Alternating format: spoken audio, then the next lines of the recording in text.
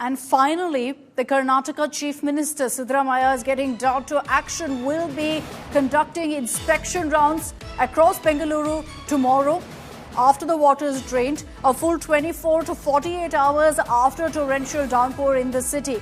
He could have done it today, but no, the 2-year anniversary event was more important. But amid outrage, anger voiced by citizens of Bengaluru here on India Today, the Karnataka Chief Minister has woken up. And so tomorrow he's going to be conducting rounds. Sagai Raj is joining us live from Bengaluru. Sagai, you waded through knee-deep, sometimes waist-deep water to show us the situation in Bengaluru. I'm sure it's bone dry right now. Conveniently, then is when Chief Minister Siddaramaiah will be out there.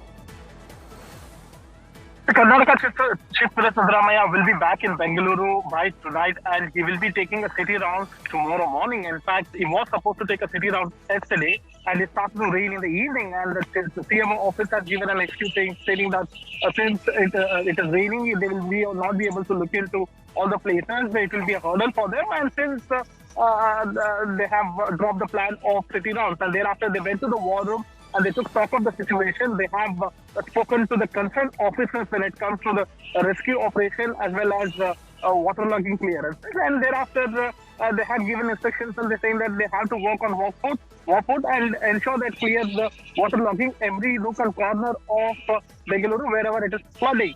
And tomorrow they will again take a city round, and we need to wait and watch what will be the outcome of this, because they have already announced the compensation. They have already spoken to the commissioner. Probably this is just for a photo op for them, because almost all the water logging will get cleared if at all, if it doesn't rain tonight or tomorrow early morning. And probably once they go there, they will not get to see anything what they have. It's bizarre.